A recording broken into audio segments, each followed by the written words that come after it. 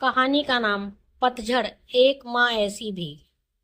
दोपहर की चिलचिलाती धूप में फेरी लगाने वालों को कुछ देर सुस्ताने के लिए आश्रय देता था, परंतु अब उसकी जरूरत किसी को नहीं थी। पतझड़ तो हर साल आता था, परंतु इस पेड़ पर ठहर गया था। यहाँ खिड़की पर खड़े होकर क्या सोच रही हो माँ? कुछ नहीं, सामने वाले पेड़ की स्थिति और अपनी स्थिति की तुलना कर रही थी। क्या माँ? अच्छा चलो लेट जाओ, थोड़ी देर थक गई होगी। नहीं, देख सूख गया बिल्कुल। अब क्या माँ? भैया ने उसे काटने को बोल दिया है। आखिर हमारी जमीनें में भी कुछ लकड़ी फर्नीचर बनाने के काम आ जाएगी और कुछ को बेच देंगे। आखिर एक काम कर मधु, अपने भैया को बोल कुछ लकड़ी संभाल कर अलग रख ले। वो क्यों भला? मेरी लाश को जलाने के काम आ जाएगी। लकड़ी का खर्चा भी बचेगा। माँ, जब भी बोलोगी कड़वा ही बोलोगी। पूरा मोहल्ला भैया भाभी की तारीफ करते नहीं थकता। उनकी सेवा भावना ने सबका मन मोह लिया है। परंतु तुम, उसके पीछे की मजबूरी क्या तू नहीं जानती? जो भी हो, तुम्हारा समय तो अच्छा कट रहा है ना। कितने बुजुर्गों को यह सम्मान मिलता है। ठीक ही कह रही है। आशा करती हूँ तुम दोनों भाई बहनों को ऐसा सम्मान न मिले। गुस्से से पैर पटकती हुई भाई की बहन चली गई थी। छोटा सा परिवार था पूनम जी का। एक पुत्र अजीत तथा एक पुत्री मधु। अपने जीवन काल में ही पूनम जी के पति श्री सुरेंद्र प्रसाद जी ने सभी कर्तव्यों का निर्वहन कर दिया था।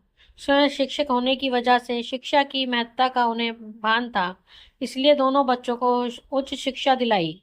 पुत्र अजीत मेधावी था। इंजीनियरिंग की पढ़ाई पूरी होते ही जल्द ही उसका चयन अभियंता के रूप में हो गया था। बेटे को सरकारी नौकरी मिलने की खुशी सुरेंद्र जी को बहुत हुई थी। नौकरी मिलने के बाद उसने अपनी पसंद से शादी भी कर ली। पूनम जी थोड़ी विचलित जरूर हुई थी, परंतु सुरेंद्र जी ने उन्हें समझा लिया था। पुत्री मधु भी अपने भाई से पीछे नहीं रही थी। बीएड की परीक्षा देने के कुछ समय बाद ही उसका चयन सरकारी शिक्षिका के रूप में हो गया था। मधु के विवाह के समय हालांकि उसके ससुराल वालों की तरफ से कोई मांग नहीं रखी गई थी, परंतु उसकी कमी मधु की खुद की मांगों ने कर दी थी। सुरेंद्र जी ने सदा से ही दहेज का विरोध किया था, परंतु अपनी ही पुत्री की मांगों का वो क्या करते।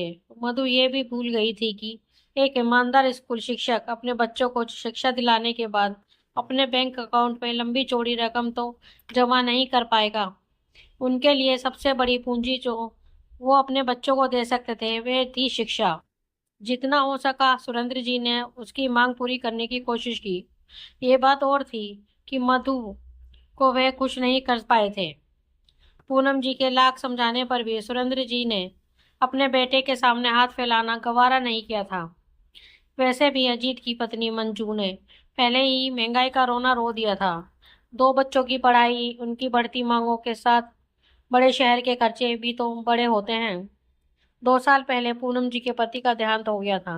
अजीत उन्हें अपने साथ मुंबई ले जाना चाहता था, परंतु अपने घर की मालकिन बनकर रहने वाली पूनम जी को आश्रित बनकर जाना मंजूर नहीं हुआ। परंतु दूसरी बात यह भी थी कि अजीत ने कभी जोर भी नहीं डाला। खैर, मधु का तर्क यह था कि माता पिता की जिम्मेदारी पुत्र की होती है, पुत्री की नहीं। पूनम जी ने कभी भी दोनों बच्चों से कोई उम्मीद नहीं रखी। छुट्टियों में मधु तथा अजीत दोनों ही अपने बच्चों के साथ आते, अच्छा समय बिताते और फिर वापस चले जाते। ये व्यवस्था सभी को ठीक लगी थी। कई रिश्तेदार पुणे के घर में के पास में ही रहते थे। पूनम जी की देखभाल के यमुना और उसका बेटा उनके साथ ही रहते थे। एक कमरा दोनों माँ बेटे को दिया हुआ था।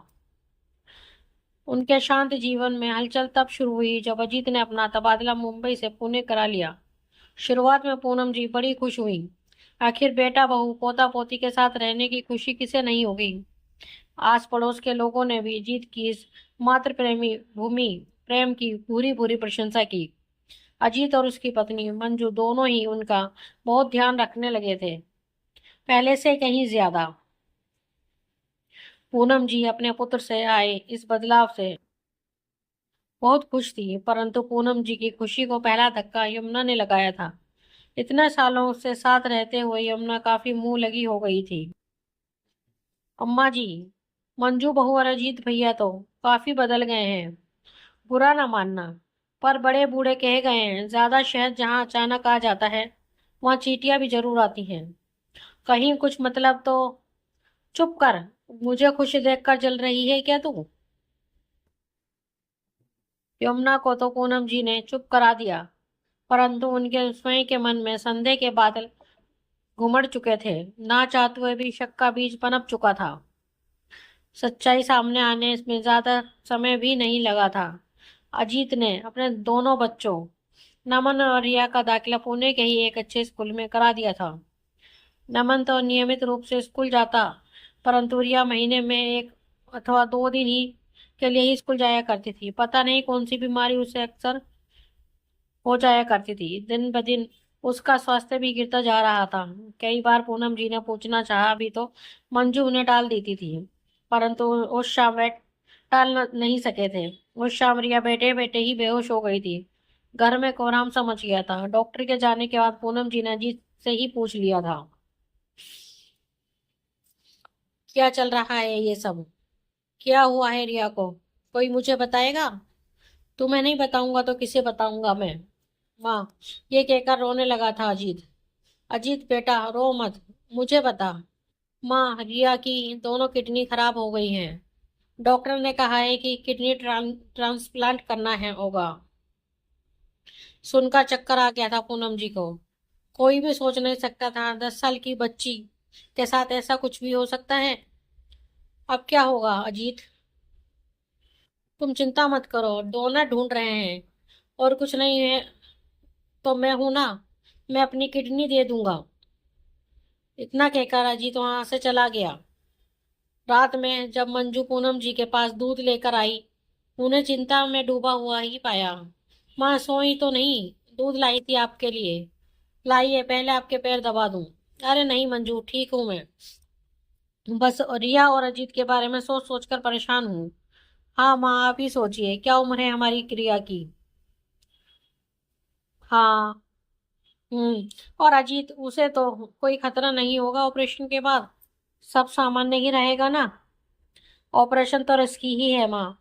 और सामान्य तो क्या हो पाएगी जिंदगी? मैंने तो कहा भी था, मैं दे देती हूँ किडनी। तुम्हारा रहना सब हम सब के लिए जरूरी है। तुम्हें कुछ हो गया तो माँ का क्या होगा? तुम पर ही तो जिम्मेदारी है, मेरा क्या है? अरे ऐसा क्यों बोल रही है बेटा? माँ के बिना बच्चे पलते हैं क्या? आप दोनों माँ बेटे एक जैसा सोचते हैं। इतना कहकर मंजू रो पड़ी। पूनम जी भावनाओं में आकर बोल पड़ी, ना ना रोते नहीं, मेरी किडनी दे देना मेरी पोती को। इस उम्र में मैं और जीकर क्या करूंगी? मेरी जिंदगी मेरे बच्चों के काम आ जाएगी। नहीं माँ, बिल्कुल नहीं। वैसे आपकी किडनी मैच हो गई है रिया से। मतलब हो ही जाएगी, आखिर आप दादी हैं उसकी। उसकी आवाज में सकपकाहट तो पूनम जी ने महसूस किया था, परंतु ध्यान नहीं दिया। थोड़ी देर चुप रहकर वो आगे बोली, परंतु इस उम्र में आपके ऑपरेशन मान्य नहीं है, और होता तो अजीत तैयार नहीं होते। आपका शरीर नहीं झेल पाएगा ये ऑपरेशन माँ। हाँ, अगर आपकी मृत्यु हो जाए तो। इतना कहकर वह चुप हो गई थी। थोड़ी देर बाद मंजू चली गई। पूनम जी अब उनके यहाँ आने का कारण जान चुकी थी। प्रतिदिन सुबह अजीत के पूछे जाने पर उस प्रश्न का कारण भी जान गई थी। माँ, कुछ तकलीफ हो रही है? तबीयत ठीक तो है ना? पूनम जी सोचती, बेटा कितनी चिंता करता है, परंतु बेटा तो माँ की तबीयत बिगड़ने का इंतजार कर रहा था। कुछ दिन पहले ही अजीत ने उसका फुल बॉडी चेकअप कराया था। अब पता चला वह चेकअप क्यों कराया गया था। शायद उसी में पता चला होगा कि पूनम जी की किडनी रिया को ही दी जा सकती है। अपनी पोती के लिए कुछ भी करने को पूनम जी सहर्ष तैयार थी, परंतु अपनी पुत्र के व्यवहार ने उन्हें आहत कर दिया था। रिया के लगातार गिरते स्वास्थ्य को देखते हुए पूरे परिवार के साथ स्वयं पूनम जी ने अपनी मृत्यु का इंतजार करने लगी थी। हर सुबह उन्हें सही सलामत देखकर घर के लोगों के चेहरे पर आई मायूसी पूनम जी को भी मायूस कर जाती थी। मधु भी कई चक्कर लगा चुकी थी, ढके छुपे शब्दों में उसे जल्दी मृत्यु को गले लगाने का सुझाव भी दे चुकी थी। अब मरना तो पूनम जी भी चाहती थी, परंतु इन सांसों पर क्या अपनी मर्जी चलती है? आंसू जो निकलते नहीं, उन्हें पोंछूं कैसे? दर्द जो दिखता नहीं उसे बताऊं कैसे। जीने की चाह तो मुझ में अब बची ही नहीं, पर सांस जो रुकती नहीं उसे रोकूं कैसे। माँ अभी तक यहीं खड़ी हो? तबीयत तो ठीक है ना तुम्हारी? माफ करना बेटा, तबीयत ठीक है अभी भी मेरी। माँ, अब तू जा, थोड़ा सोऊंगी। क्या बात कर रही हो माँ? शाम से सोना चाहती हो, फिर रात में क्या करोगी? पता नहीं रात देख भी पाऊंगी या नहीं। माँ, मैं भैया को बुलाती हूँ। नहीं, थोड़ा सोऊंगी तो ठीक। चल जा। ठीक है माँ, तुम सो जाओ, मैं जाती हूँ। लाख चाहने पर भी मधु अपनी आवाज में प्रसन्नता के पुट को छुपा नहीं पा रही थी। बाहर निकलकर अपने भाई के साथ कानाफूसी में लग गई थी, परंतु वह कानाफूसी भी इतनी तेज थी कि पूनम जी के सुप्त होते कानों में ने भी सुन लिया था। भैया, माँ की तबीयत ठीक नहीं है, मुझे लगता है अब ज्यादा समय नहीं है। चुप कर मधु, 6 महीने पहले भी तूने यही कहा था। तेरे कहने पे ही हम यहाँ आए थे। अरे भैया नहीं, अब कुछ समय तो लगेगा ही, पर इस बार पक्का है। मधु, 3 दिन पहले भी यही कहा था तुमने। मंजू भी आ गई थी। नहीं भाभी, वही तो कह रही हूँ। माँ आज बड़ी बहकी बहकी बात कर रही थी। आज की रात तो मधु मेरी बहन खुशी से चीख पड़ा था। अजीत, चुप भी करो अजीत, तुम भी थोड़ा धीरे बोलो मधु। भैया, या के ऑपरेशन के बाद अपना वादा याद है ना आपको? हाँ भाई, याद है मुझे। घर का सौदा तो वीरेंद्र जी ही करा रहे हैं ना, तेरे ही पति है ना वो। फिर तेरा हिस्सा कहाँ जा रहा है? क्या भैया? आज सुरेंद्र जी द्वारा सुनाई कहानी याद आ गई कर रही है पूनम जी। जी को कुछ लोग चाहते थे कि एक पेड़ सूख जाए, उन्हें उस पेड़ की लकड़ी चाहिए थी, परंतु वे उसे काट तभी सकते थे जब वह सूख जाए। उन्होंने आपस में कुछ सलाह की और झुंड बनाकर रोज उस पेड़ को गालियां देने लगे। धीरे धीरे पेड़ सूखने लगा और आखिरकार पूरी तरह सूख गया। स्वयं को अवंचित पाए जाने का एहसास कितना भयानक होता है, ये पूनम जी अच्छी तरह जान गई थी। लेटे लेटे ही पूनम जी खिड़की की तरफ ताकने लगी थी। चांदनी रात में पेड़ साफ दिख रहा था, ठहरा हुआ पतझड़, उस पर ठहरी हुई पूनम जी की आंखें, और फिर अंततः ठहर गई थी उनकी सांसें। दोस्तों, आपको हमारी ये कहानी कैसी लगी? प्लीज कमेंट में हमें जरूर बताएं। अगर कहानी आपके दिल को छुए तो अपने दोस्तों के साथ शेयर करें और हमारे चैनल को लाइक एंड सब्सक्राइब करना ना भूलें। धन्यवाद।